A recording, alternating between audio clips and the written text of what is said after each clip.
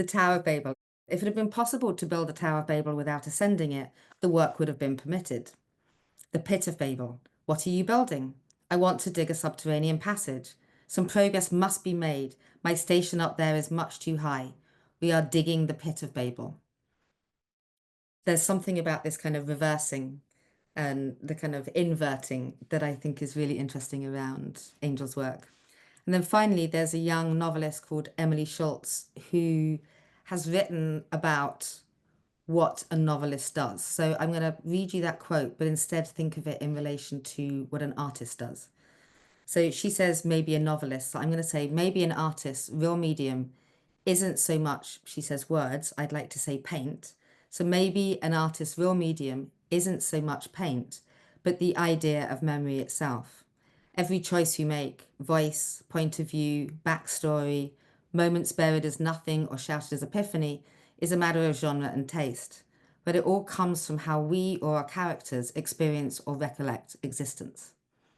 And I think there's this expansive way in which the notion of memory is being explored by Angel in lots of different directions. So those are the kind of three positions that I just thought could be useful as we Love that. embark on the conversation. So, um, Angel, let's start our conversation. It would be great. Start. Thank you for that introduction, Kate. That was actually quite wonderful, and very accurate, actually. Where should we start? I think it would be great to learn a little bit about Yeah. how it all started for you and what your kind of basic interests are would be really useful for everybody, I think. Yeah, I think, um, hello, everyone. I know I cannot see anybody, but I know you're all out there listening. Thank you for being present here. Such a unique day, actually. Um, I've always been very interested in creativity. I think early on I got this urge to figure out what painting was about, through books that I will constantly look at artists, from the abstract expressionism to like older, you know, uh, classical artists, Renaissance, and so on, and at an early moment in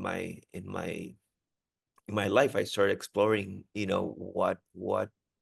what subject is about, and what subject was the relationship about subject and medium, subject and process. And I think I was constantly kind of evolving and urging myself to explore and explore, just because I guess I never found, I guess, a certain type of feeling of completeness or something. And later on in my grad school days, I think at my end of grad school, through that same kind of feeling and emotion, I jump into the idea of grabbing as a subject, the idea of reproducing these certain memories that I thought were very impactful to me, of objects, primarily of the house that I grew up, mostly being raised by my grandmother here in Puerto Rico. And I don't think I had a specific explanation as of why exactly I was trying to convey and explain. I think I was just being purely honest with my impulse and my intuitive curiosity about why am I so attached to remembering these very specific objects and the surroundings of my house, certain kind of attitudes and behaviors of my grandmother within these objects, and so on. And as I wrote most of these references, I started then jumping into the process of how am I gonna work around these references. I knew as a fact that I didn't want it to confront these references in a traditional manner in terms of painting, as just kind of representational painting in a traditional method or conventional method. I obviously was very interested in the use of material and the exploration of materials and how to transform different ways of painting. Uh, that's why I select this painting always as my first kind of a departure within all that atmosphere. This is a reference of the table of my grandmother, where I wanted to introduce first by adding elements of collage of traditional oil paint on canvas, as also, it will become very important to my process and my art later on, was the use of dry oil paint collaged on the canvas in order to compose these references.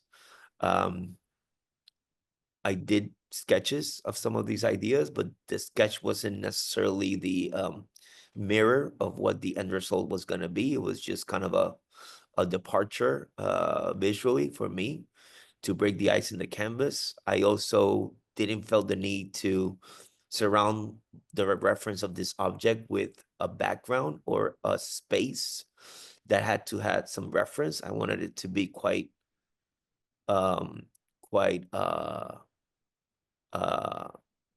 empty, I guess, so it felt more theatrical, and the object also act as a sort of protagonist in some sort of staging or play or something like that. And it's out of this work that I started, I think, feeling not just confidence, but also a stronger curiosity as how can I expand these elements. And later on, I also started noticing that the approach to these subjects were also becoming a curiosity of about myself and my identity as, as a Latino, as Puerto Rican, and so on. And they did had an element for myself, I guess a psychological element that kept me kind of going back, but at the same time going forth with my present. At the same time that I also wanted to hold hands with art history, specifically painting history.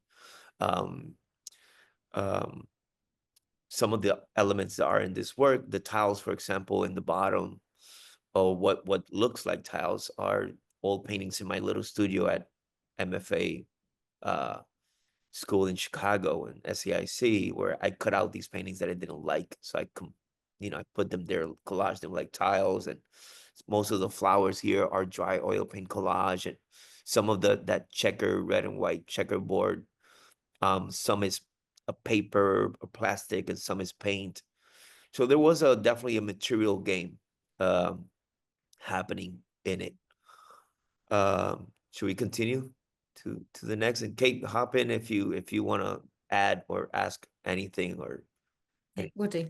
So far, it's intriguing.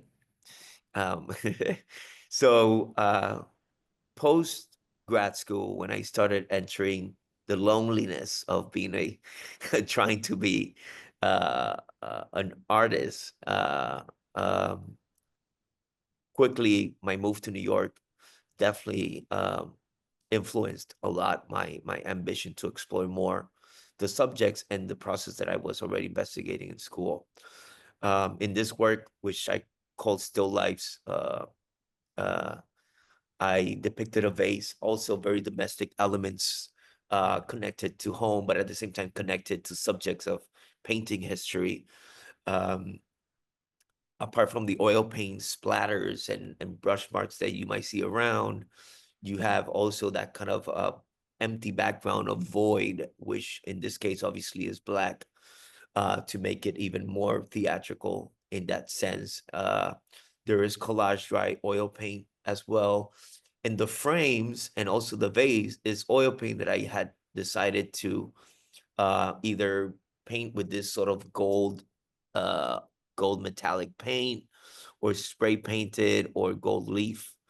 Uh, the use of gold is the use of the color gold, I guess, or the reference to gold was connected to kind of my confusion, I guess, at the time about my family's, or my grandma's in this case, interest and obsession with gold as something that for a middle class family symbolizes luxury, wealth, uh, success. I don't know.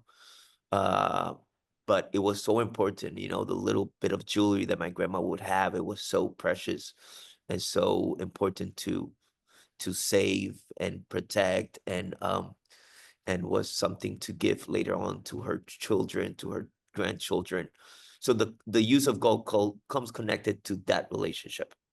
Um, and last but not least, the lace that is depicted in this imagery was an object that I also was already painted, but in this case, I decided to make it more three-dimensional by using caulk in the canvas. So I use a caulk gun, and I just kind of organically drew what I tried to look as a pattern on top of the table. And as it has happened and as it still happens in my work, there is an element, or there's a corner or yeah, a corner, I guess, of space that I leave for things that happen in the process of any body of work or a particular work that I feel that is very interested to explore separately. And as I was trying the pattern for this crochet element, I was practicing on paper because I didn't want it to, fuck it up in the canvas. And so I will practice in separate papers. And as I was practicing the pattern, this completely impulsive moment in the studio that one day was to add graphite to this wet caulk pattern and then take another paper and do these monotypes.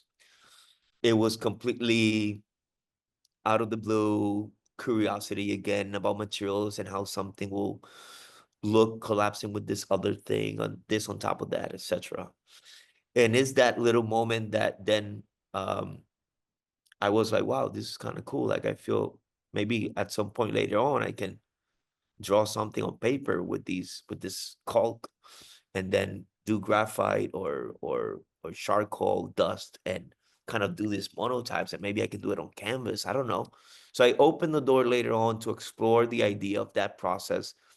But as always, thinking about subject, I always like to collapse that process and that exploration with my own personal history in that case. And I think, Mary, you can pass the slide. In that case, I remember visiting my family members and asking for photos that they had always saved of my family. In this case, in this imagery, is my dad as a kid about to go to school. And so I decided to convert the photos into this sort of composition of horizontal lines, trying to reference these very old etchings.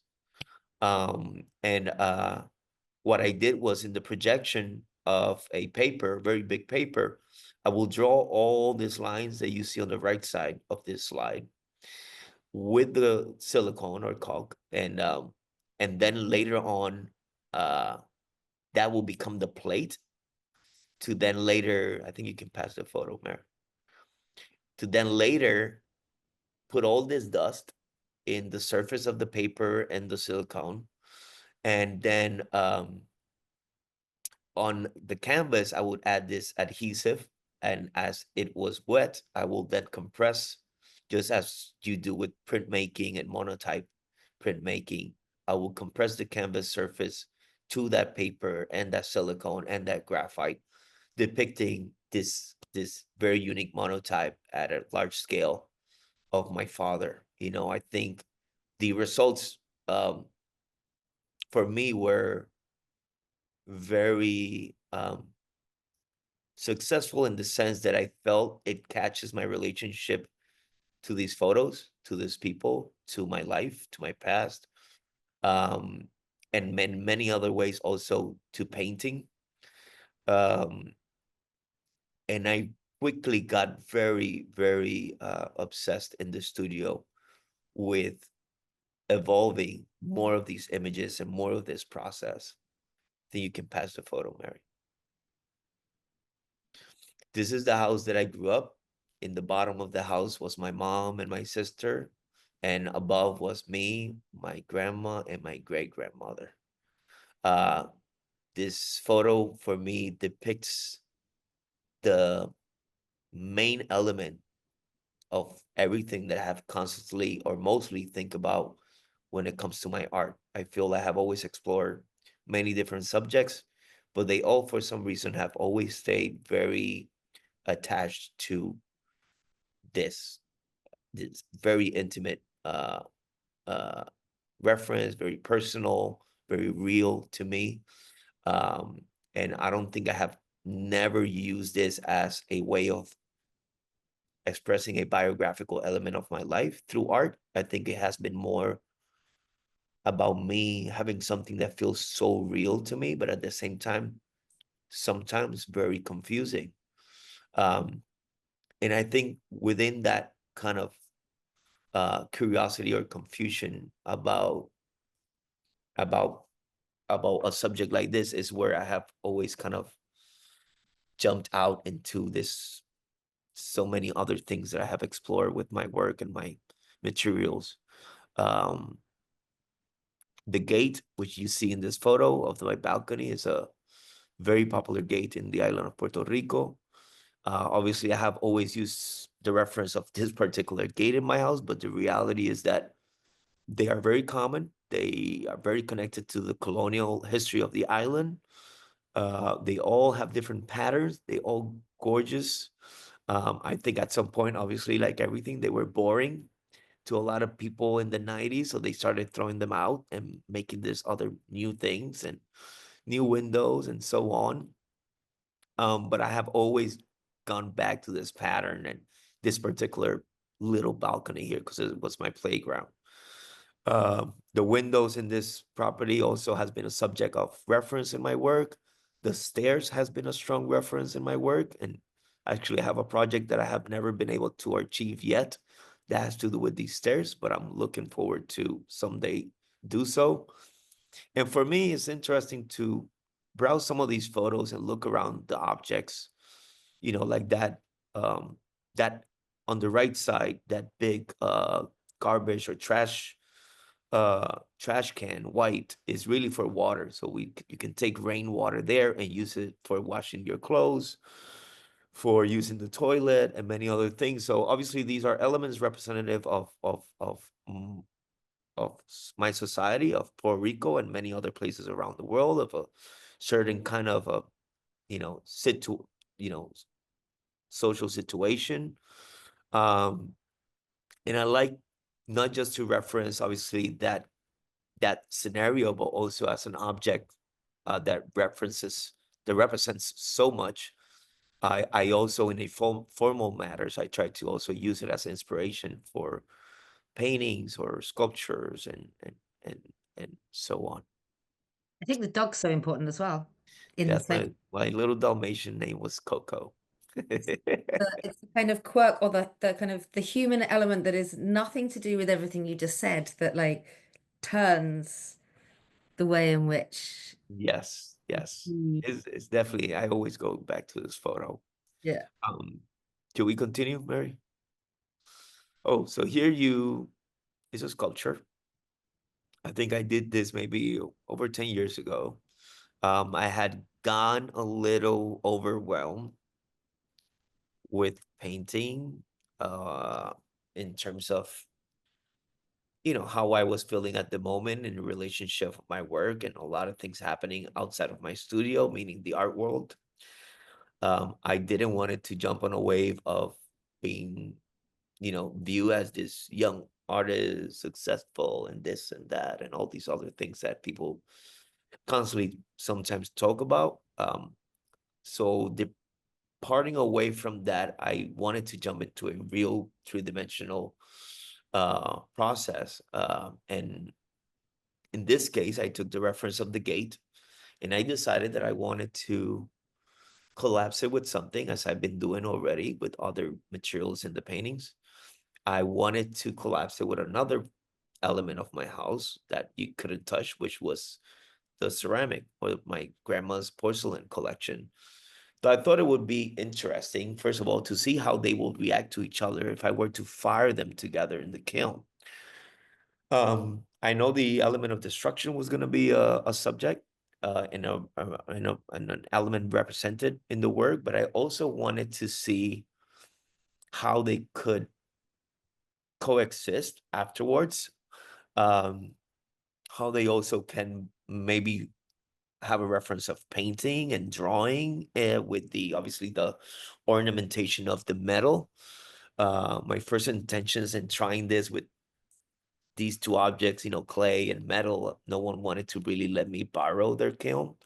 That was really interesting. It took me to a moment of buying my own kiln and firing all these in my studio at very small scale and then re-welding them. I So they think were, there's another image next of another let me see, sculpture. If you go to the let me next. see the next one. Yeah. So that's a patio set of table and chairs that I have cut out and put the clay and fire them in the kiln and then eventually rearranging them by welding them on the space. This was at a show at Chem Rally in North Carolina.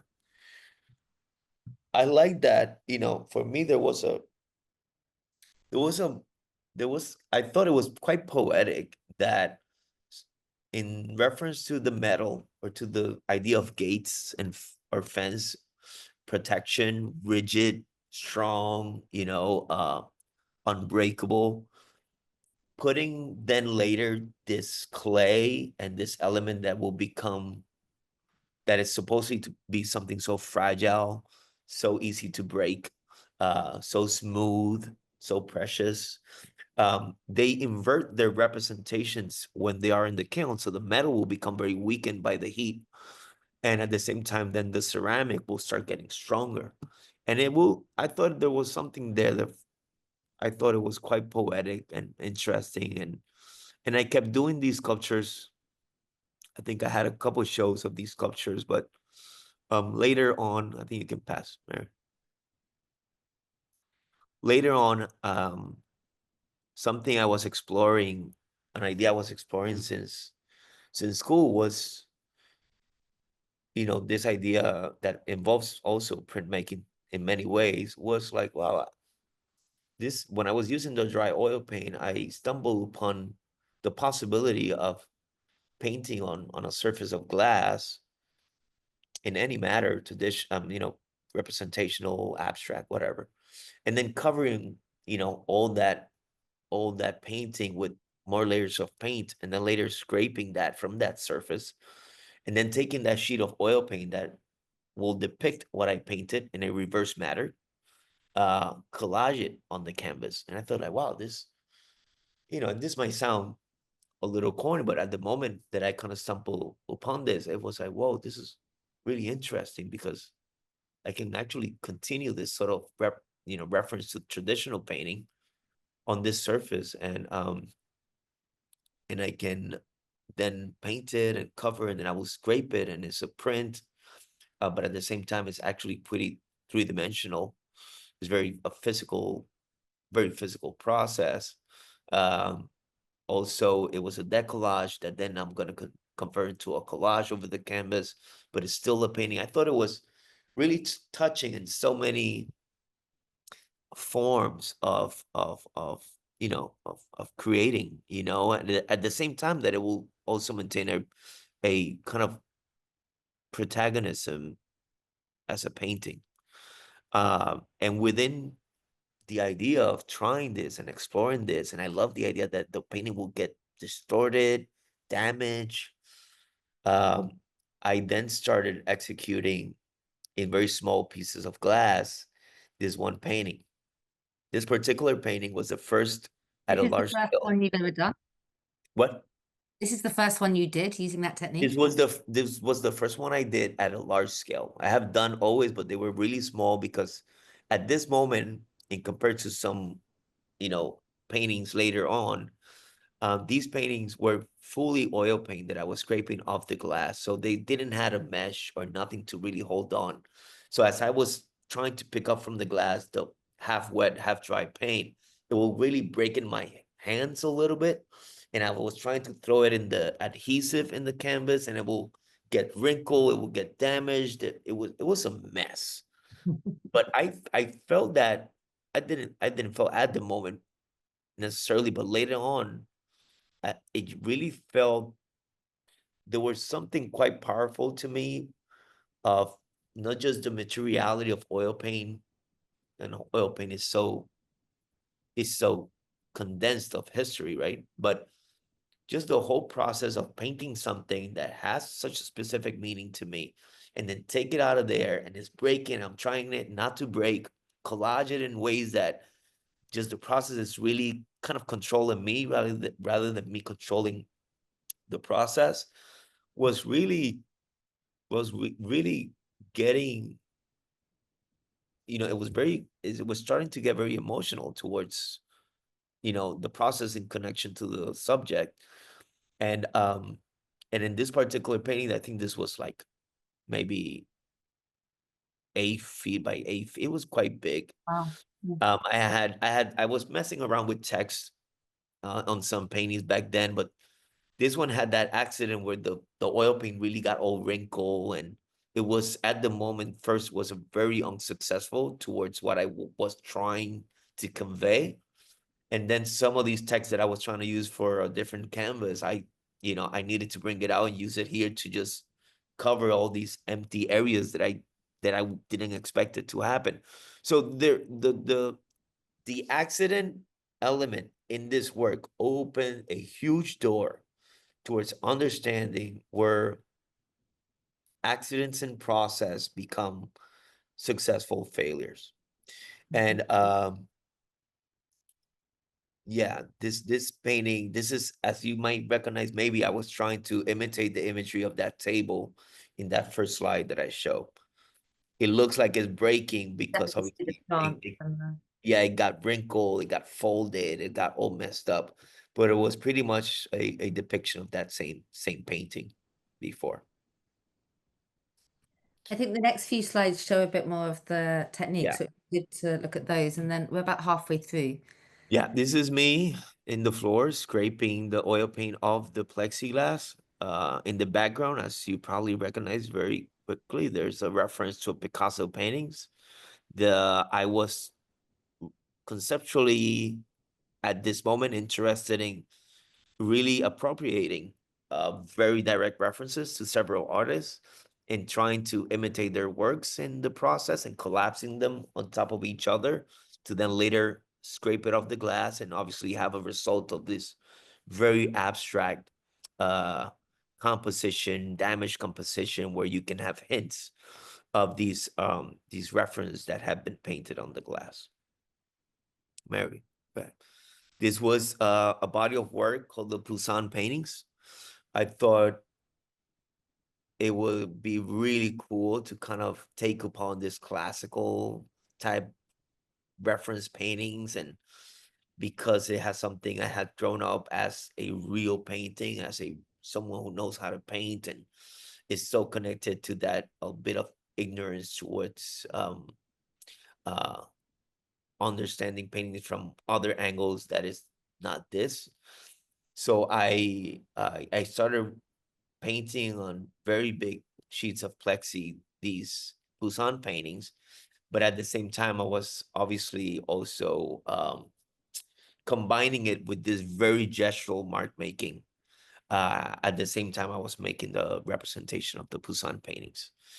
It was very interesting to use Poussin, not necessarily because of his historical context only, but formal matters. The paintings of Poussins had such a unique composition of the bodies and the landscapes, and I felt that the way I was gonna make them and then sort of destroy them was gonna create a very intriguing composition and also texture in the work. Angel, there's a question Yeah. um, from somebody anonymous in the audience saying, I was wondering if Angel could talk a bit about the technique, materials that he used to make the oilskin adhere to the canvas and to the other oilskins. How did Yeah. you put it together? Should I jump into that right now? Okay. If it seems relevant, that's a question. But if Yeah, it's coming up later, then I can mention quickly. I think it's I use a specific type of adhesive. I think early on I was using a specific one for when all the paintings were composed of just pure oil paint. And then today I use a more safe health safe adhesive. that I put on the canvas, and then later I bring the sheets of oil, of skins or oil paint, and collage it into this adhesive in the canvas. Mm. Let me know if that later on, if that answers the question. Mhm. But this, for example, this painting that you see here is actually the final result of the photo that you saw previous. So Mary, go back to the photo before. So that's a painting of 8 by 12 feet that ended up being, go back, Mary, a 6 by 8 painting. So all those 3 sheets of oil paint and the composition and the Poussin reference all got pretty obscured. In this photo, it's difficult to see some of the hints, but they if you stand in front of the painting, you can see it. They were also then later collaged in a matter that they look like wrinkle, like wet cloth. For me, that was very successful in the matter of also achieving a three-dimensional reference with painting, but also it just added another layer of I guess of there's another layer to the elements of the reference that I've been using in these works. Go ahead, Mary. This is another painting, same process, same subject, same subject. This is a small painting. So I started at this moment. At this moment, I started doing these smaller, smaller scale works. I think this is like 20 something by 30 something, maybe even less. And you obviously has those little tiny elements of wrinkle or folding to distort the image a little more.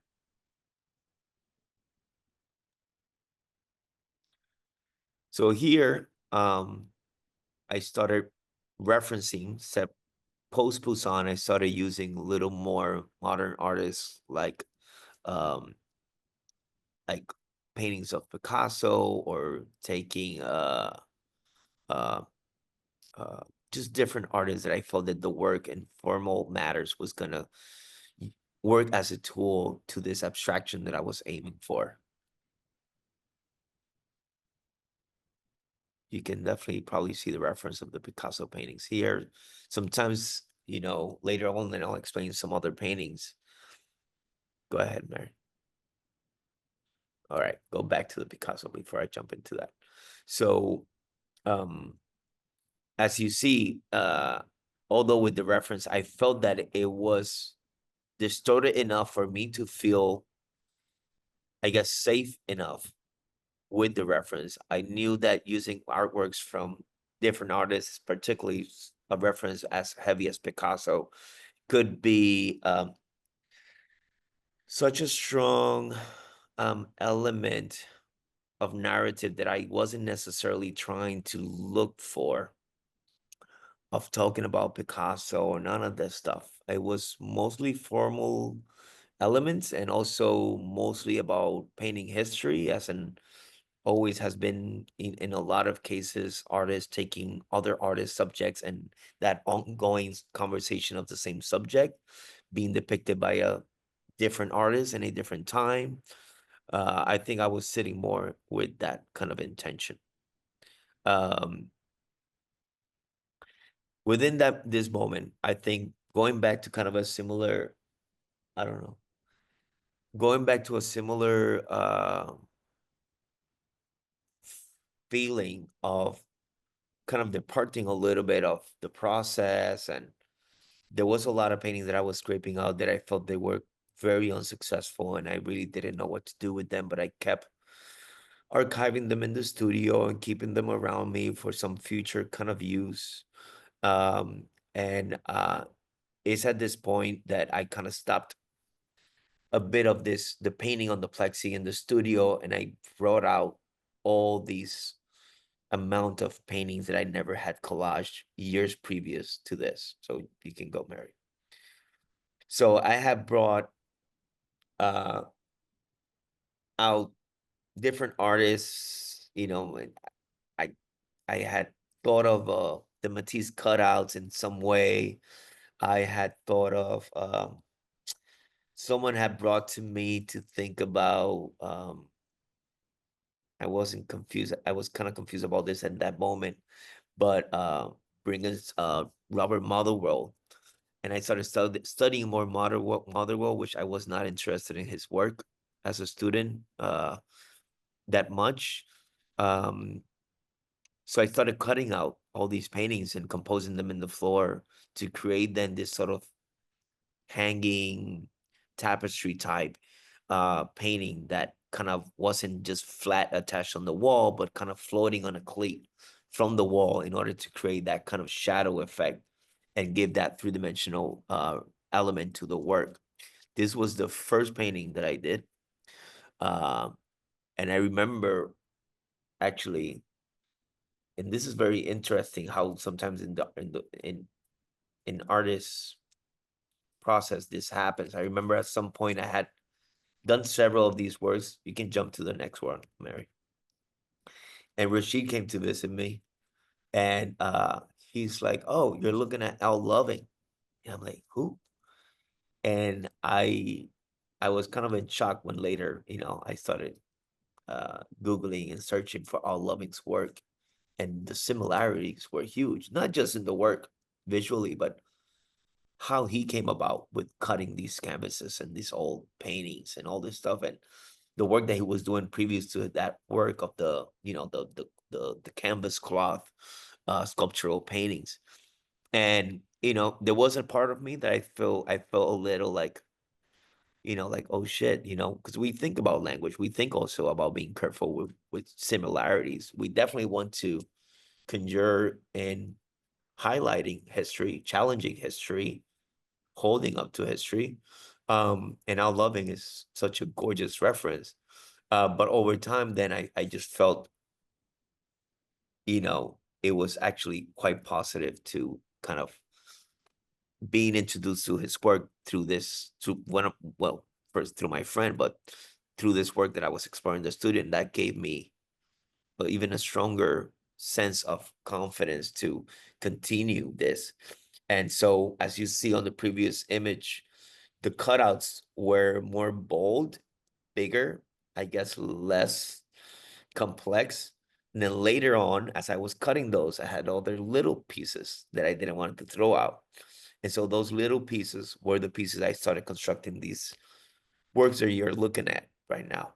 So these are all wire little pieces of oil paint skins that I wanted to almost compose in a ways that they almost imitate a brush mark. Um, and within that, I left these negative spaces where I wanted to show the wall for three-dimensional purposes. And it's at some moment that I remember I had these, same these lace fabrics that I collect and that I buy, same as a lot of antiques and stuff that I do not need, but I like to have. And there was one day that I was like, wow, this fabric really matches this painting. It actually looks really nice. I liked it. And I just left it there. And I remember a couple days later, this creator from ICA Boston came to visit. And as soon as she came in, it was pretty cool because she was like, "Oh, you're going back to your old works." And I was like, wow, that's perfect, because I really felt that these hanging works were lacking a little bit of content. And maybe that's the criticality on me. And I was like, wow, this can be cool. Like, I can add these very real objects into these paintings and have that connection again with the personal in a very intimate way. So I didn't want it to crowd the paintings with these objects, but I wanted to kind of put them in a very intimate, almost as, it made me think a lot back then about when you go to a place and you want to put this little something to leave it there, a little cave, a little, who knows. It had that kind of archaeological reference, and I liked it because that reference into the archaeological goes back into the objects of my family, of my past that I've been departing from since then. You It can, connects so nicely into the sculptural work as well. yes, Those yes. are- So, Angel, we have 15 minutes left. Yeah. Sorry if I've been too long here. No, no, it's incredible. But I wonder, Let's go to Cam is there Houston. a way of kind of going through a sequence of images maybe and talking to like a few more at once? Yeah. Because now we've got the lay of the land and the basic landscape as to how you're thinking, the building blocks, if you like. Yes. Yeah. So Like move forward, what we're Mary. about to move into is what's more, because it would be great to get onto like thinking through your work, yeah, exactly, in an exhibitionary way, Yeah. kind of how some of that evolved. So Yeah. This is the a show I had a Lehman Mob in during the pandemic. Obviously, you see, I wanted to recreate again the imagery of that first painting in school. And I did these in upstate New York, I remember, during the pandemic. so this is where some of the imagery starts to come in that is like still with you now, isn't it? Yes, correct. Keep going, Mary. Here, you see, go back, Mary. I started introducing actually painting these objects separately, scraping it, and then cutting them out to collage them in the paintings. So they're not painted on this imagery. They are collaged, actually. You see so many of the references just from that one photograph. This is my first show at Hauser in New York.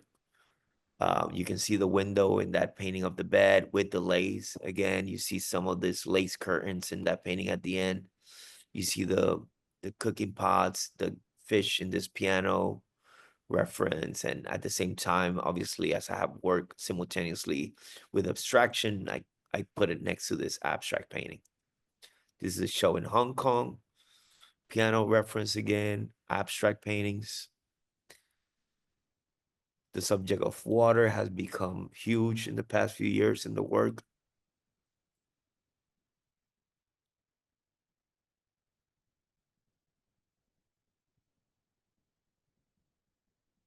This is my last show at Hauser. That angle, go back to that one, Mary. Look at the relationship between the paper aeroplane and the slide Yes, from that angle. It's really great. it's a great shot. Yes, I agree. That was a great install.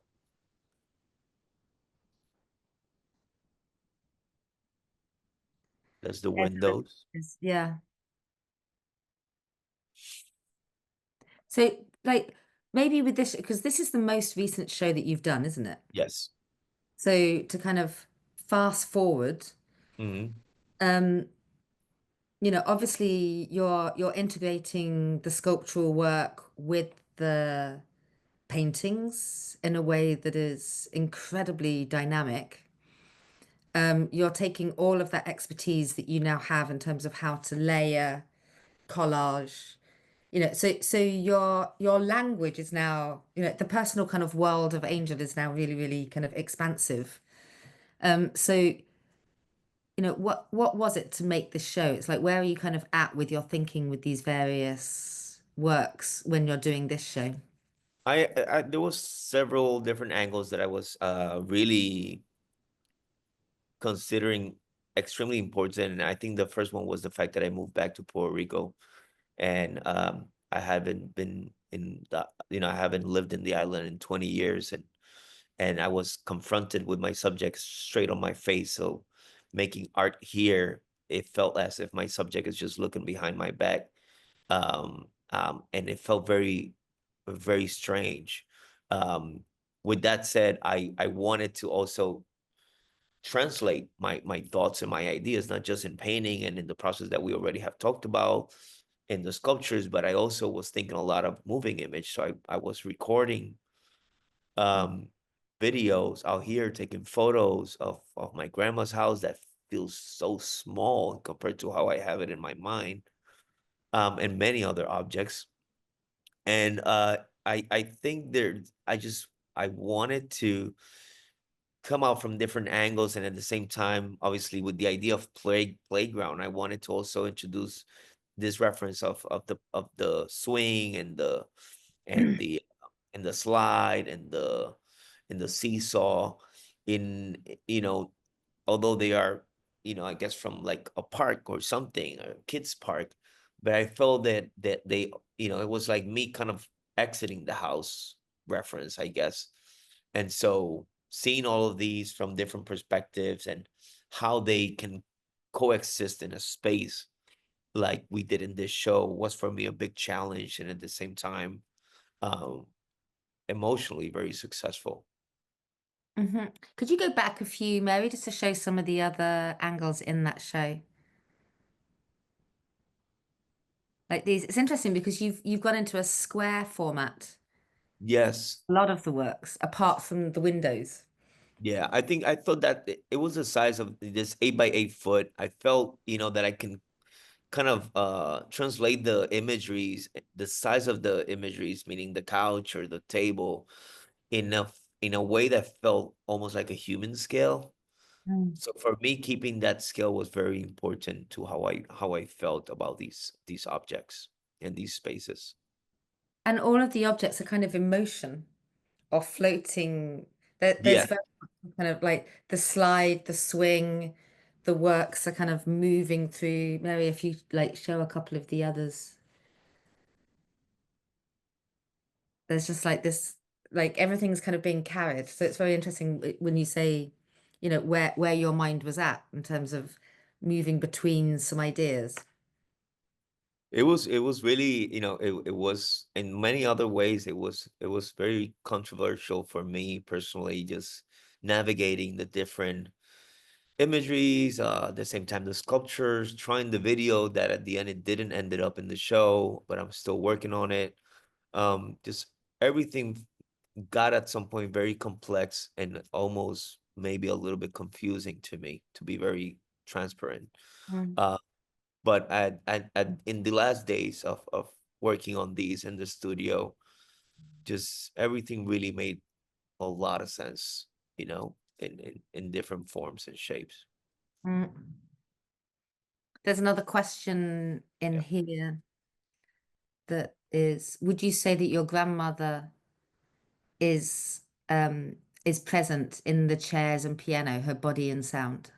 You know, I have never described it in that way because I feel it sounds a little maybe strange, but I do have felt that in the composition of these objects that I have put, the dining tables, couches, some of the reference of these playground references, elements. I always felt that the way I'm composing them almost feel like a family portrait photo in terms of composition. Something like the piano, like I put the piano and then I kind of decorate the piano with these objects, kind of indulging narrative, but not really sometimes. Um, and if there's a narrative, I don't really will explain you that there's one specific. It's really this sort of open window that you're looking from outside the house, inside someone's house, and trying to understand why that person has this here and there, but you don't have an answer. It's on your own head to kind of understanding and create your own narrative. That's how I see them, and for me, that's how I think I've been composing my work for so many years. It's like this kid looking through the window to inside the house, a stranger's house, in sometimes, and trying to understand, what I can see from that little glance. Yeah, it's very much, that's what I was saying at the beginning. It's like it's about narrative, but it's not about words, and it's not about storytelling. And it is memory, but it's about the subject of memory rather than memories themselves. And there is this Correct. kind of slippage, and it's kind of Yeah. it's very interesting in relation to some of the kind of contemporary thinking around surrealism, Yes. what it Yes. actually means. And there's somebody in the audience, and we've got a few minutes left, and I want to get on to one more subject. But somebody in the audience is curious to learn more about the video you are currently working on. I brought a couple friends who study film in New York, brought them to Puerto Rico, and I wanted to record a game. This game, I don't know if there's a name for it, but it's a game that you would play when it's raining in the gutters of the sidewalk in the street. You take a bottle cap or something with some friends and you race them down the stream during the rain until they go, to a certain point, and whoever gets their first win. I thought I can use the game as a metaphor to kind of, this maybe sounds romantic, but to life. I thought I can record the game that then will introduce moments where the Cavs will get interrupted by grass and or a car in the sidewalk. I don't know, just things that I felt were similar to things that we confront when we're trying to evolve and go somewhere in Mm. terms of life. And so that was my first idea, was to record that game. And we needed rain, we needed water, and we planned on going in this one day to record, and never never rained. So I had to use my mom's water hose because I was recording also in my neighborhood of my mom's and where I grew up. So my mom's put the water down the sidewalk, and it was a mess. But I think out of some of the frustration, what happened later on was that we recorded a lot of great shots, and it was an amazing experience, and it was a first time for me. But then later I was like, you know what, we're here. My grandma's house is up there. It's completely closed because my mom has it. No one can go in. It's like closing time. She doesn't rent it. She doesn't touch it. She just cleans it from time to time.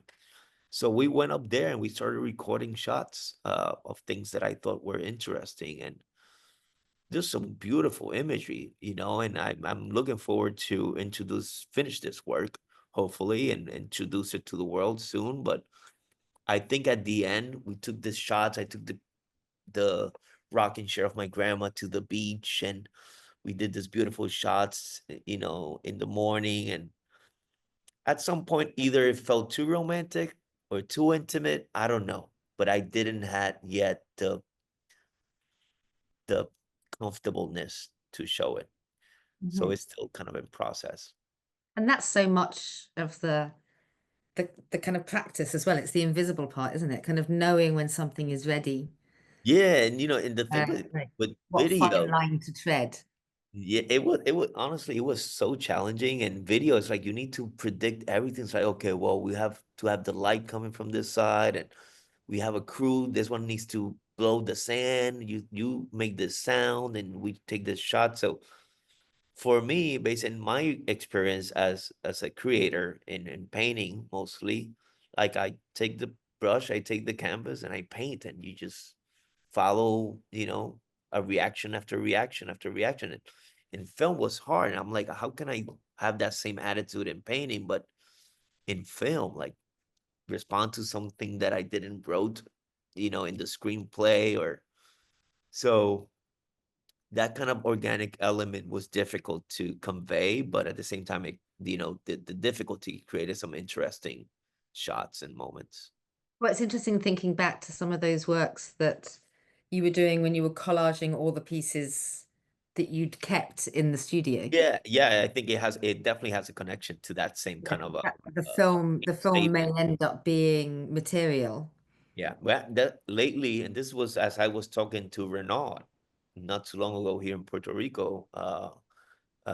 We had a beautiful conversation about the same subject, and he introduced me this other angle materialistically about what to do with film and how is that connected to a certain history of film of certain time.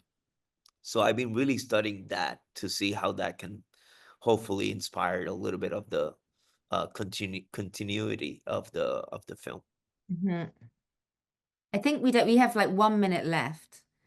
And so we don't have one of the things that Angel and I were going to talk about, and maybe we'll talk about this with the students, is that there is this incredible experience thinking curatorially about um, when you get asked to do your first survey. Yeah. And so this happened to Angel a number of years ago, and it was after 10 years of work. And you're at this moment where it's like you're kind of looking back and looking forward and how you work with the curators. So this is something we don't have time to cover this in this session, but I think it's something that's going to be very important to talk about with the curators in the next session. And I think it's good just to kind of end with an image because it's at the stage that you're at, Angel, which is like an established, you brought up the fact that, you're established, you're making a whole load of things, but you're still wanting to experiment. I know that sculpture is really important to you, and that's something that you're thinking about now. And it's like it's interesting, this whole thing of kind of understanding what you've done historically and wanting to move forward, not getting caught in what it is you've always done, Yeah. whilst also understanding. So I just wonder if there's a few thoughts around that to end. Yeah, I think there is sometimes this element of I mean, speaking for myself and my process, there is this uncertainty and of knowing, not necessarily knowing in what direction you're moving and evolving. There's been moments where I felt that, wow, this body of work is amazing. I can continue doing it. I can continue exploring and expanding it in some levels. But I think for me, being very honest with my process, being very honest with myself creatively, apart from the pressures of the success of some other body of work or so on, it's just really represents how I who I am, how I think, how I feel. And it to talk about this process, it came a moment where I wasn't sure if I was confusing if I was being confused, if I was not showing confidence because I'm changing. There was those very honest and humane questions of myself as an artist, and I think when Valerie first came to my studio and we talked about the different works, and I was very honest with her about how I felt, and I wanted to know her opinion. Her angles, her perspective really resonated a lot with the way I was making work. Obviously, when you're an artist and you're presently exhibiting and being present in the art world, there is sometimes a pressure, specifically when you're a young artist. There is a pressure from the commercial uh element where, like, continue to do that. That's what is doing good, that's what's selling, that's what people are liking.